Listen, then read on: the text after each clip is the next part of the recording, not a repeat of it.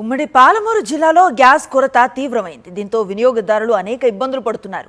ఏజెన్సీల వద్ద ఖాళీ సిలిండర్లతో పడిగాపులు పడుతున్నారు.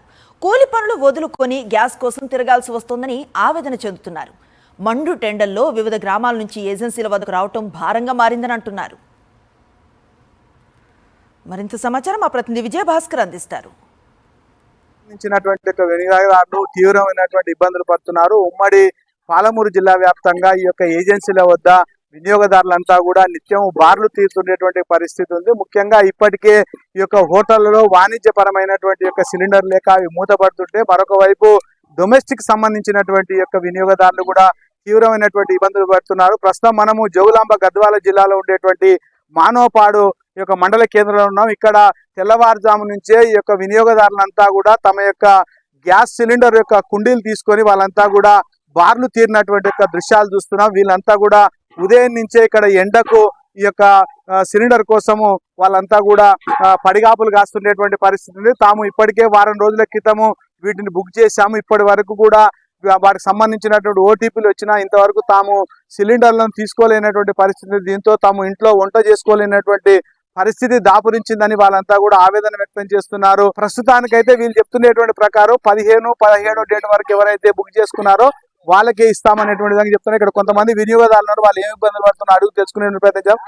ఇక్కడ నుంచి వచ్చేసి ఇటుకెలలో దొరుకుతుంది అంటే బ్లాక్ లో ఇటుకెలకు పోయి అడుగు వచ్చిన ఇటుకెలలో వేయమన్నారు. మీ మండలంలో తీసుకున్నారు. ఆరు నుంచి మల్దగల్లు పోయినా మల్దగల్లో పోయి అడిగితే మెసేజ్ చేయమన్నారు. మెసేజ్ చేసిన ఆ తర్వాత అతను ఉండేది మానపాడు మండలం. ఇక్కడ మానపాడులో శనివారం రోజు రాత్రి 12:30కు వస్తుంది. శనివారం తీసుకోమని చెప్పినారు. శనివారం తీసుకోమని అయితే ఇక్కడ శనివారం మాకు పండుగ ఉండే.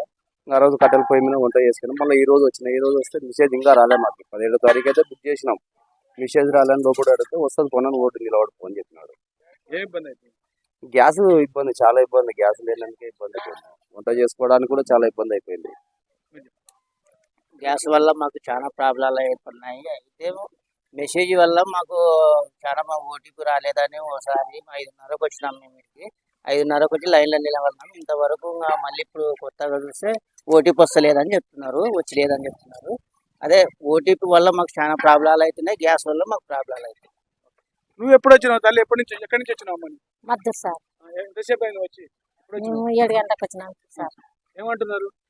ఓటీపీ వచ్చింది, నిలబడి ఉన్నాడు అన్నారు సార్. గ్యాస్ లేక చాలా ఇబ్బంది ఉంది. పిల్లలకి స్కూల్ కూడా పంపించేంత లేదు, బడికి పంపించేంత కూడా లేదు. కట్టెల పేమెంట్ వేస్తాలకి బస్సులు పోతున్నాయి. మాకు ఇబ్బంది, బయట పోనీకే కానీ నీళ్ళు తాగనికే లేదు. మాకు చాలా ఇబ్బంది ఉంది సార్. మాకు ఊర్లేకే ఇప్పుడు మళ్ళీ ఇడకు రావాల్సి వచ్చింది. చార్జ్ పెట్టుకొని కూలి ఇడిచి పెట్టుకొని సార్ మేము రోజు కూలి వేతలం చేసుకుంటే గడుస్తుంది, లేకుంటే లేదు.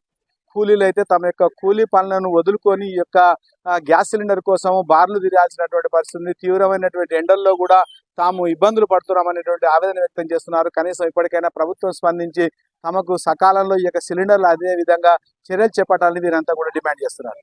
కెమెరామెన్ విజయభాస్కర్, సాక్షి న్యూస్, మహబూబ్నగర్.